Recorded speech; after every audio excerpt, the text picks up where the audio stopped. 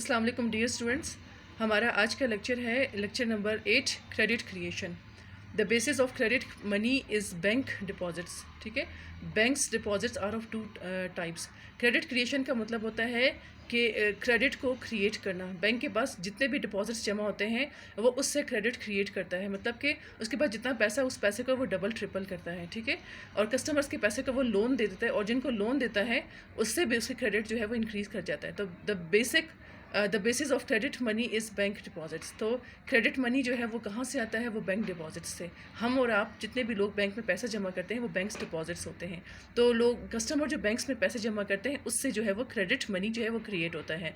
तो bank deposits are of two kinds. जो banks के पास डिपॉजिट्स आती हैं वो दो तरह की होती हैं।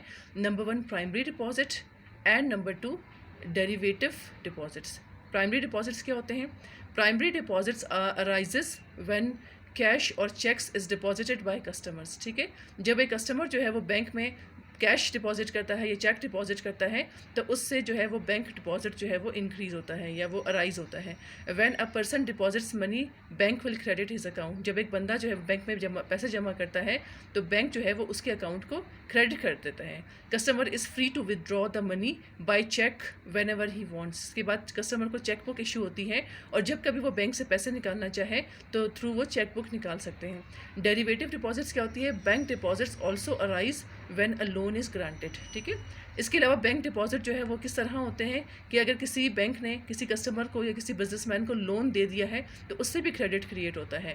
और when a bank discounts a bills of exchange. ठीक है, बिल्स ऑफ एक्सचेंज जो है वो हमारे पास हमने पहले भी पढ़ा हुआ है कि पेमेंट्स के लिए जो बिजनेसमैन है वो एक दूसरे को पेमेंट्स के लिए जो है वो बिल्स ऑफ एक्सचेंज देते हैं जो कि 90 डेज़ का होता है। लेकिन जब किसी कस्टमर को 90 डेज से पहले कैश चाहिए, पैसे चाहिए, तो वो ये बिल जो है वो अपने बैंक कमर्शियल बैंक्स को दे देता है और जो बैंक होते हैं वो उनको अपने पास वो उनको डिस्काउंट पे बिल जो है वो उनको कस्टमर्स को डिस्काउंट पे देते हैं। और उसके बाद जो है जब बिल मेच्योर होता है आफ्टर 90 डेज़ तो वो जिसने पेमेंट की होती है उसके बैंक से उसको फुल पेमेंट पे जो है वो ले लेते हैं और इस तरह बैंक जो है उनके पास कैश जो है वो या क्रेडिट क्रिएट होता है या उनके पास कैश जो है वो बढ़ जाता है।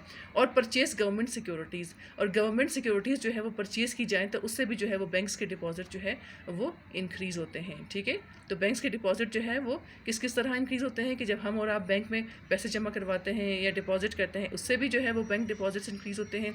इसके अलावा बैंक जब किसी को लोन देता है उससे भी बैंक डिपॉजिट जो है क्रेडिट जो है वो क्रिएट होता है। इसके अलावा बैंक अगर जो है वो बिल्स ऑफ एक्सचेंज को डिस्काउंट पे परचेज़ करता है और यह गवर्नमेंट सिक्योरिटीज़ परचेज़ करता है। इसके बाद नेक्स्ट हमारे पास है प्रोसेस ऑफ क्रेडिट क्रिएशन। तो क्रेडिट क्रिएशन कैसे होता है? The banking system as a whole can create credit which is several times more than the original increase in the deposits of a bank. हमारे पूरे country के अंदर या एक सिटी के अंदर जो है वो बहुत सारे डिफरेंट किस्म के बैंक्स होते हैं। जब हम क्रेडिट सिस्टम पढ़ते हैं तो हम पूरे बैंकिंग सिस्टम को पढ़ते हैं कि एक पूरा किसी भी मुल्क के अंदर या किसी भी शहर के अंदर जो एक पूरा बैंकिंग सिस्टम होता है वो जो है वो मिल के क्रेडिट क्रिएशन करता है। ठीक है, उसमें टेक पार्ट करता है। This process is called multiple creation of credit. तो हम इस प्रोसेस को क्या कहते हैं? Multiple creation of credit. This process of multiple creation of credit can be illustrated by assuming. अभी हम कुछ चीज़ें अज्यूम कर लेते हैं और उसके बाद हम इस प्रोसेस को पढ़ते हैं कि क्रेडिट क्रिएशन कैसे की जाती है। ठीक है, तो ये पहला अजम्पशन क्या है हमारे पास कि mister A hand over deposits of ₹1000 to his bank. हमने फ़र्ज़ किया कि एक आदमी है, बिजनेसमैन है, उसका नाम मिस्टर ए है। हमने इसको अज्यूम कर लिया कि वो क्या करता है, वो अपने बैंक में अकाउंट में 1000 रुपये जो है वो जमा करवाता है। ठीक है, bank cash reserve ratio is 20%। तो एक जगह के अंदर, एक एरिया के अंदर, जोग्राफिक एरिया के अंदर जितने भी बैंक्स हैं उन सब का कैश रिजर्व जो है वो कितना है? 20% है। ठीक है, और ये कैश रिजर्व कहाँ से होता है? ये सेंट्रल बैंक डिसाइड करता है कि कमर्शियल बैंक्स का कैश रिजर्व कितना होगा।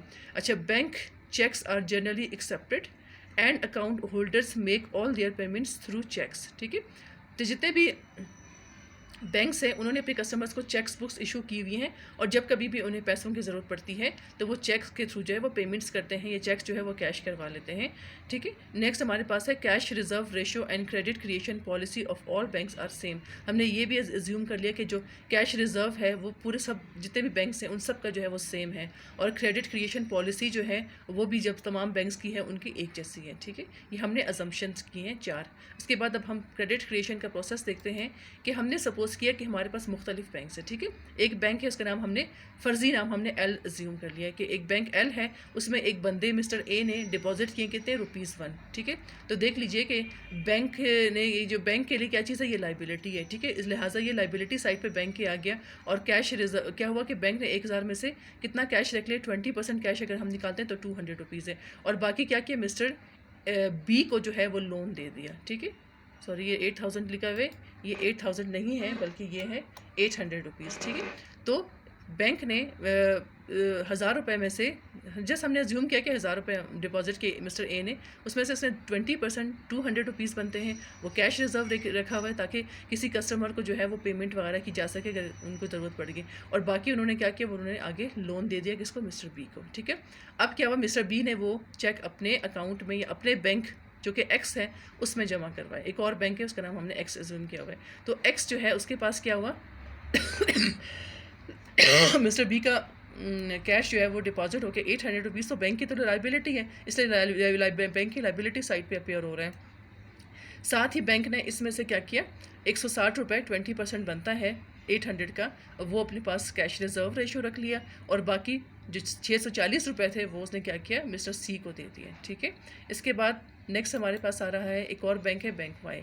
अब मिस्टर सी का बैंक कौन सा था, वो बैंक वाई था। मिस्टर सी ने अपने ₹140 जो है वो अपने बैंक में जमा करवा दिए किसी को पेमेंट वगैरह के थ्रू। तो क्या हुआ कि उसमें से कैश रिजर्व कितना रख लिया गया, ₹128 20% रख लिया गया। और बाकी बैंक ने वो पैसे जो थे ₹512 जो निकल रहे थे इसमें से 640 में से, वो दे दिए किसको, वो मिस्टर डी को दे दिए। अब मिस्टर डी ने क्या किया, अपने बैंक जेड में जब जमा कराया तो क्या हुआ कि ₹512 में से बैंक ने कैश रिजर्व रखा 102.40 और बाकी 409.60 जो है वो मिस्टर ई को साइन कर दिया। तो ये प्रोसेस यहाँ पे ख़त्म नहीं होता बल्कि ये चलता रहता है। सिर्फ मैंने आपको कुछ स्टेप्स बना के दिखा दिया ताकि आपको पता चला कि बैंक जो है वो किस तरह जो है क्रेडिट क्रिएशन करता है। तो ये हमारे पास जो है, फिर अगर हम ओवरऑल इनको देखें तो देख लें कि thus looking at the banking system as whole the position will be as follows, ठीक है। अब देख लें बैंक के नाम हमने लिखे हुए, एल बैंक था हमारे पास, एक्स था, वाई था, जेड था, ठीक है। तो ये टोटल बैंकिंग सिस्टम था, हमने छोटा सा हमने बिल्कुल अज्यूम किया हुआ है। सिर्फ हमने पैसे कितने दिए, 1000 रुपये दिए। तो 1000 तो बहुत ही कम है। एक कंट्री के अंदर जो है बैंकिंग सिस्टम में लाखों करोड़ों जो है वो डिपॉजिटर्स होते हैं और वो अरबों खरबों रुपए जो है वो डिपॉजिट्स करते हैं। तो अरबों खरबों रुपए जो है वो आगे से आगे जो है वो जब देते जाते हैं पेमेंट्स में, वो एक बैंक से दूसरे बैंक में जमा होता है तो उससे क्रेडिट जो है वो बढ़ता जाता है। तो अरबों रुपयों के जो है वो खरबों और पता नहीं कितने कितने खरब रुपए जो है वो उससे बैंक बना लेते हैं, ठीक है।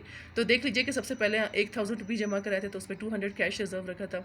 इसके बाद क्या हुआ कि बाकी लोन जो है वो 800 रुपये दे दिया था। फिर क्या हुआ कि उसमें से 800 रुपये जो है दूसरे बैंक के पास जमा हुए, उसने 160 रुपीज़ जो है वो कैश रिजर्व रख लिया और 640 आगे दे दिया। उसके बाद 640 में से 128 रुपये जो है वो कैश रिजर्व रख लिया गया और 512 जो है वो लोन दे दिया गया। इसके बाद 512 में से 102 रुपये जो है वो क्या हुआ, कैश रिजर्व रख लिया गया और बाकी 409.60 जो है वो दे दिया गया। तो देख लीजिए कि कैश रिजर्व कितना था, कैश जितना जमा हुआ था 1000 रुपये जमा हुआ था।